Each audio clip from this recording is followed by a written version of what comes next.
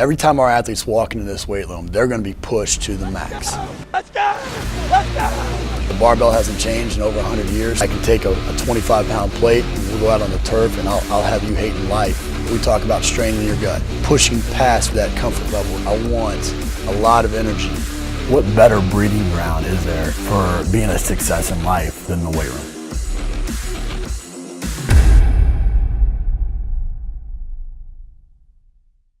Hey guys, welcome back to Iron Game Chalk Talk. I'm your host, Rob McKeefery, and this is episode number 231. I want to thank you guys for listening each week. Really appreciate those of you that like, share, comment. Just helps us highlight the great coaches that we have on each and every week. I want to specifically thank Samson for sponsoring this episode. Samson is a great company that become great friends of mine, family owned, doing it in a big way. And what I love about them is that there is that family level of customer service when you interact with them. And so really check them out if you're in the market for putting together a weight room or, they're just a wealth of information regardless. This week I'm excited. I'm joined by Kevin Hollabaugh. Kevin's the owner of ProForce Sports Performance up in Ohio.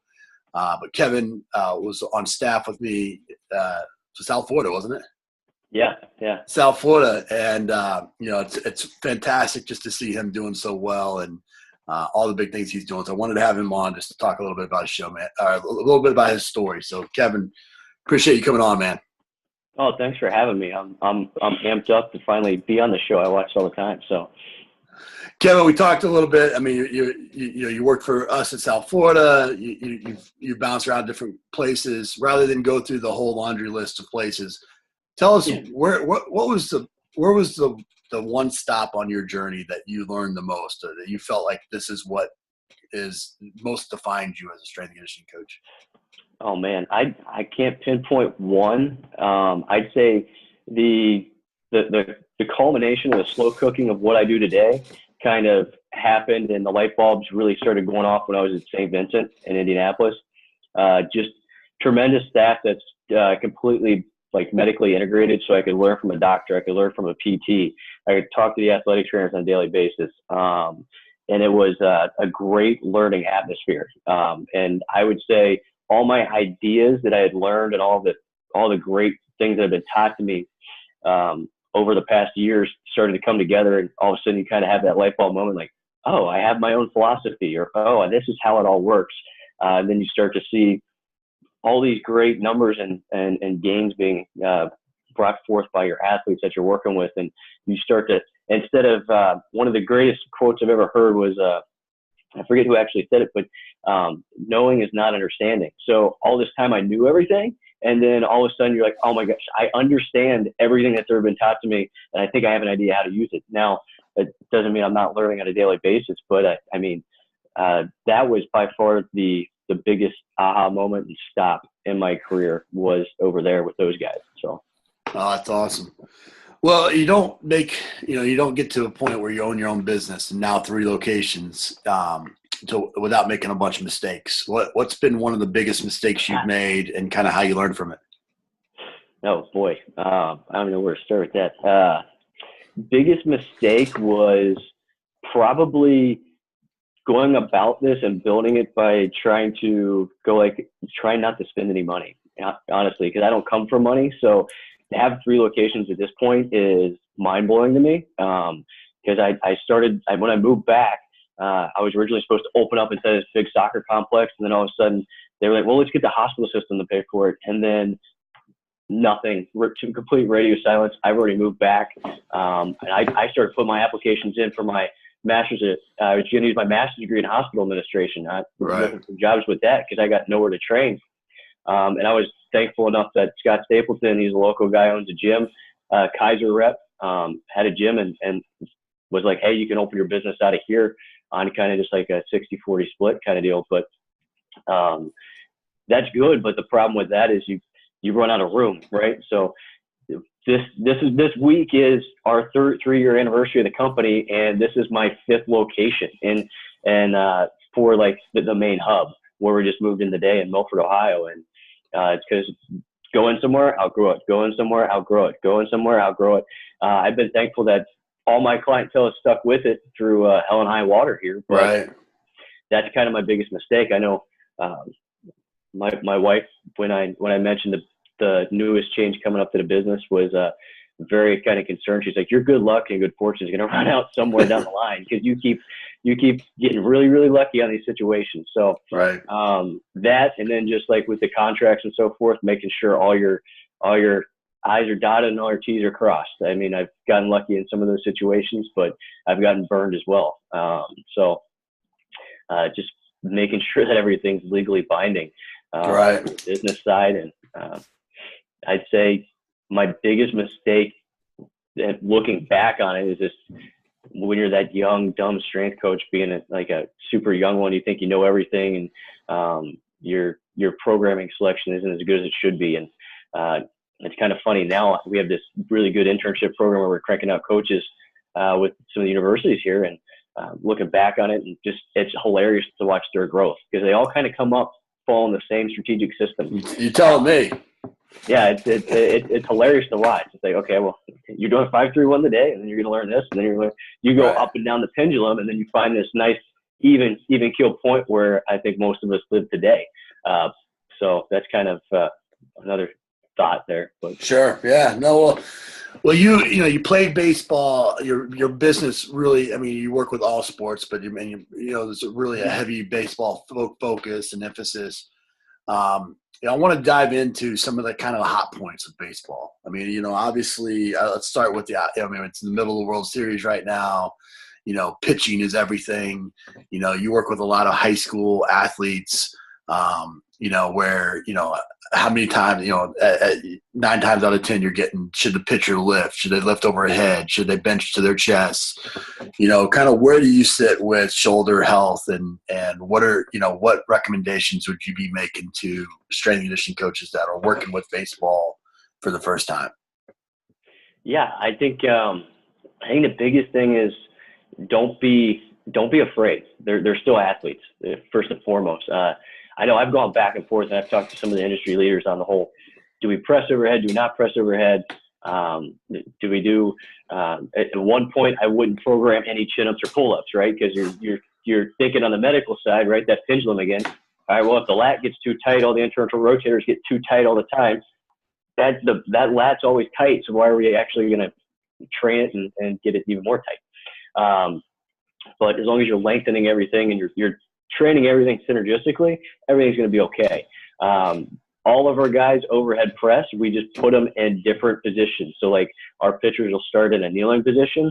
Once they achieve great posture and form there, and they get to a certain amount of weight, we'll move them to a half kneeling. They can do a little bit more weight with the half kneeling.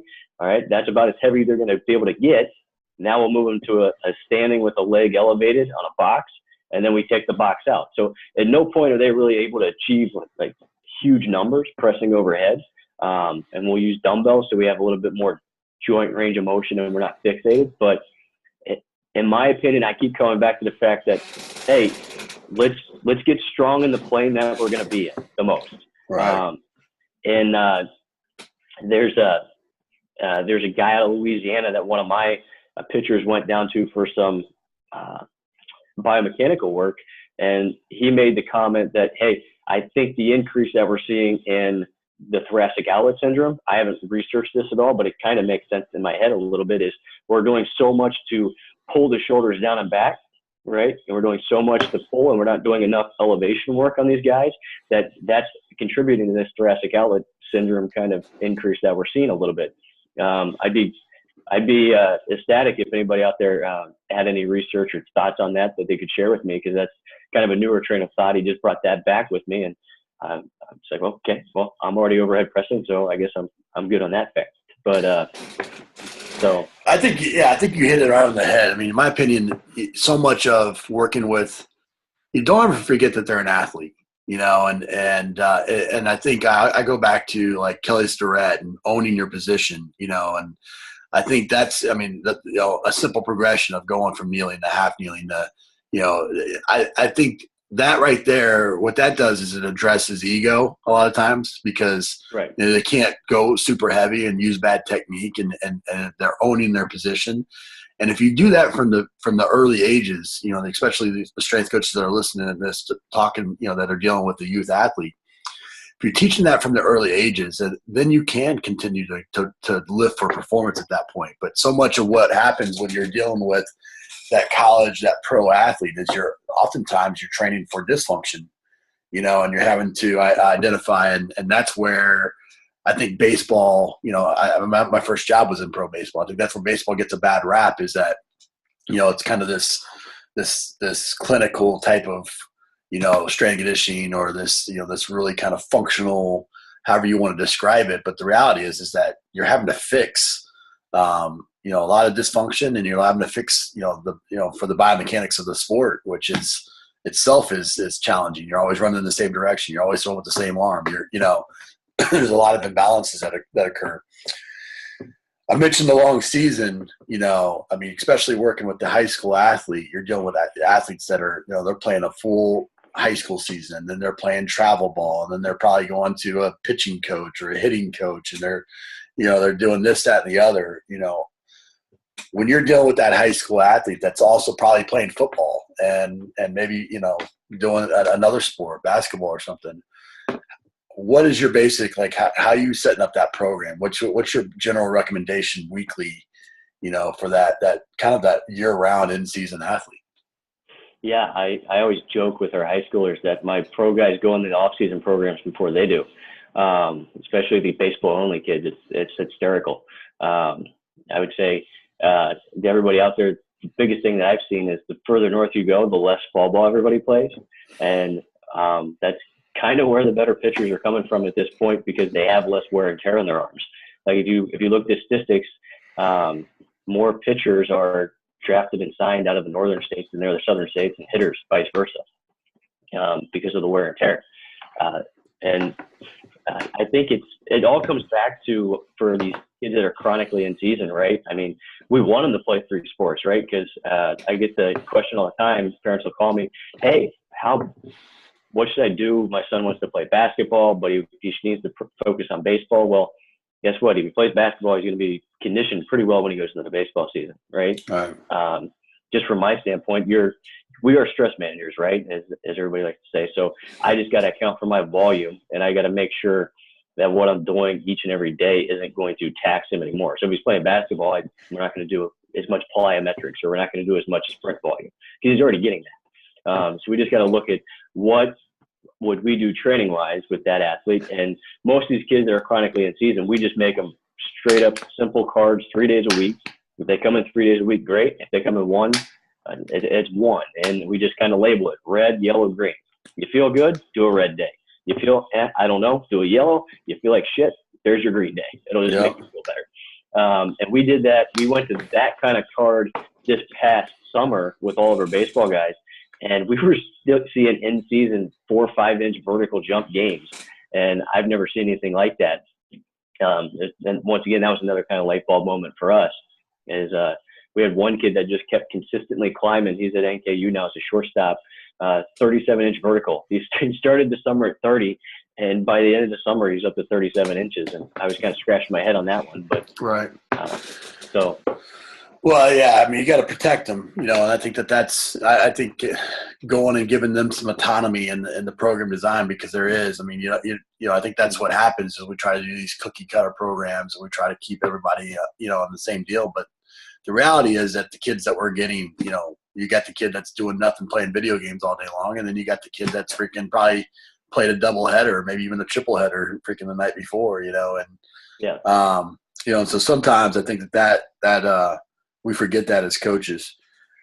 With a lot of these kids that are making these that are doing these travel balls, getting them into the weight room is even hard, or managing some of the recovery strategies. What recommendations have you provided these athletes when they are traveling for these out of town tournaments and stuff?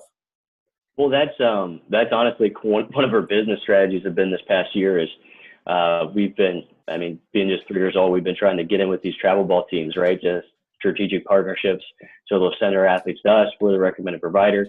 And then part of that now is what's on the deal is we're going to kind of educate the coaching staff. Like, here's here's your pre-throwing program, here's your post-throwing program, here's your dynamic warm-up for the team, here's some arm care stuff you can do at the field with some simple bands.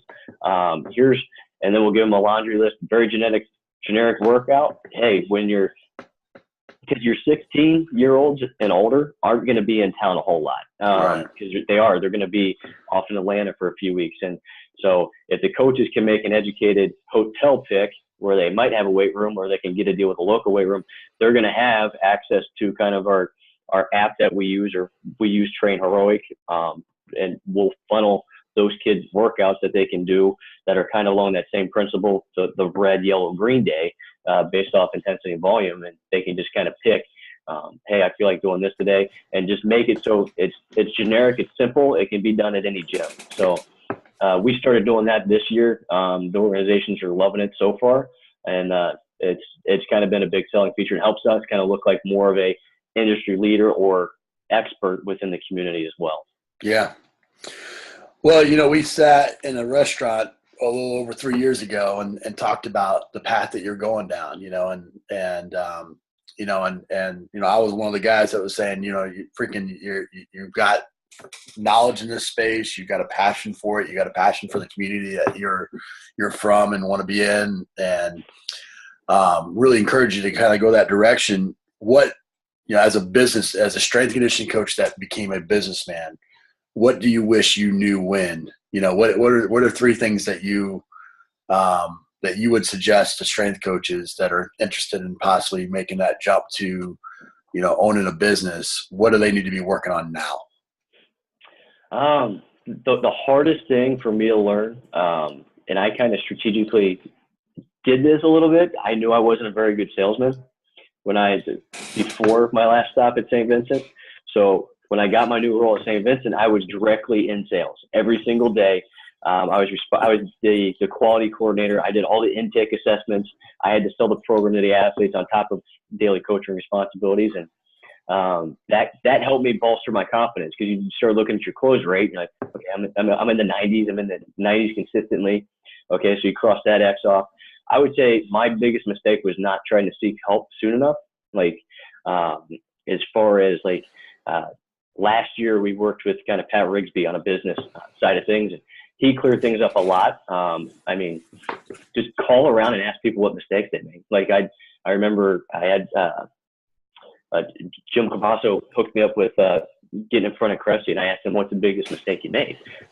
And just being able to ask those industry leaders, okay, what did you do wrong so I don't do it wrong? Right. And then, the best piece of advice that came out of that was just before I even moved back, right? I'm still working at St. Vincent. I know what's going to happen. My wife was living down here. I'm commuting back on the weekends until we sell the house. But every time I'm coming home, I'm trying to make a new connection. I used LinkedIn to get the most stuff done from a networking perspective.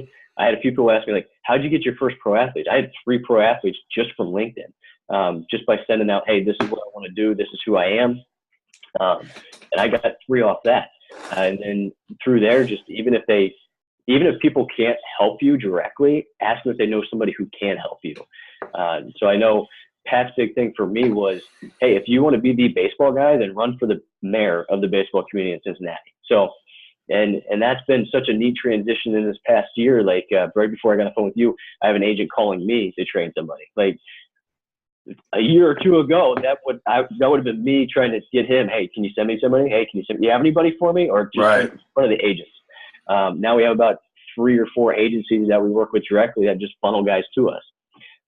And now that we have this nice new space with 66,000 square feet, and we're able to run 40s and so forth, we got a lot of these agents hey, I got a pro soccer player coming in tonight for the evening.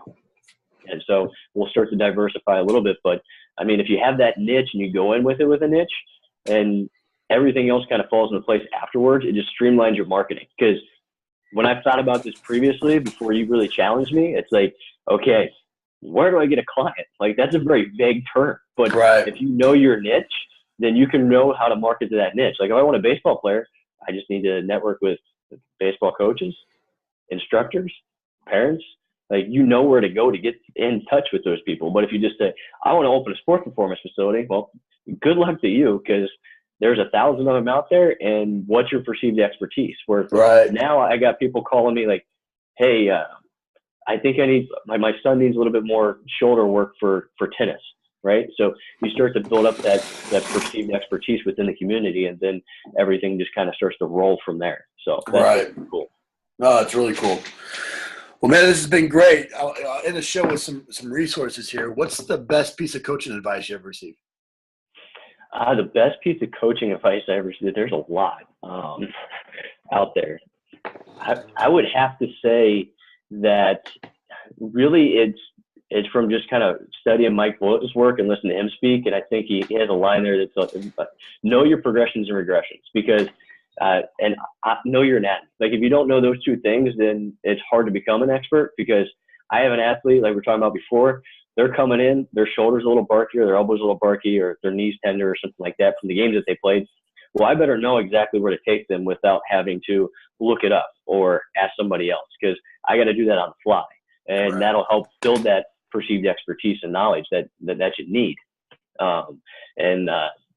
The other biggest thing was from kind of listening to Nick Winkleman's work and going over kind of those 3 Ps, right? So everything we do from the weight room, everything we do on the speed and agility front is based off the 3 Ps: positioning, the patterning, and power, right? And that kind of builds that triangle. So if they can't get in the position properly, then I don't need to move forward. So in kind of following that hierarchy, it helps along with your progressions and regressions. So I would say those are the 2 biggest kind of. No, that's great, man. What about a book, app, and website recommendation? For the app, I'm going to go with, we just bought these Kindle units from Squats in Science. I'm probably saying that wrong, and I'm sorry, Jordan, because I just ordered from you. And it's called Open Barbell, and they're phenomenal. They're only $250. They read, in my opinion, just as well as the more expensive Kindle units, and it's got a great app on it, and it tells you everything that you need to know really quickly. It's easy to access. As I mentioned before, we love using Train Heroic for our out-of-town people. And kind of the best book, in my opinion, and I don't know if you can see this one right here. I think I put it on the list from Shirley. I always say her last name wrong. Sarman. That right there. I went through that book right there, and it took me, I swear, about 6 months. Because it's one of those where you flip through 3 pages, and I would go over to the PT side at St. Vincent and explain what I just read. So it kind of helps you get a deeper appreciation for the diagnosis that the PTs and ATCs can do. And it really helps me from building my network of referrals, because I know when I'm talking to somebody, okay, you know your stuff, you think along the same lines as me, you're doing the same stuff, so I know I want to refer out to you, or we want to make a partnership with you. And it also helps us a lot from our corrective exercise and just kind of being able to evaluate on a deeper level. So, oh, that's great. Well, man, this has been fun. I think like I talked earlier, one of my favorite things, and as much as I love coaching the athletes, is coaching the coaches, and to see, a former staff member doing so well, going from, like I said, 3 years ago, nothing to 3 locations now, and working with elite pro athletes, and it's really, it's one of the neatest parts of my job, and so proud of you, so proud of the things you're doing, and the way that you're making a community, making an impact in your community, and I really appreciate you coming on the show, man. I cannot thank you enough. I will never forget at St. Vincent, right? I got my dream job finally. I'm sitting on the front porch of the dream house that my wife and I just built, and I was on a phone call with you, and you made the comment, well, it doesn't get any cheaper to raise children. And that was literally the punch in the face that I needed, and I was like, okay, let's go. There you go. I owe you to punch it in the face to really get this thing home going. So, no, that's awesome, man. Appreciate it. See ya. Bye. That's it for this episode of Iron Game Chalk Talk. Thanks to this week's guest as well as our sponsors for bringing this episode to you for free. Make sure to check out ronmckeefery.com, where you can join our mailing list, find the show notes, including all the links and resources mentioned, and information about Coach McKeefery's other products. While you are there, please join Coach McKeefery in the comments section thanking our guest for sharing. If you haven't subscribed to Iron Game Chalk Talk on YouTube or iTunes yet, make sure to do so. Comments, ratings, and reviews are always welcome. Coach McKeefery can be found on Twitter at @RMcKeefery, on Facebook and YouTube at /Ron.McKeefery. That's it for this week. Be sure to check back next week for another great episode of Iron Game Chalk Talk.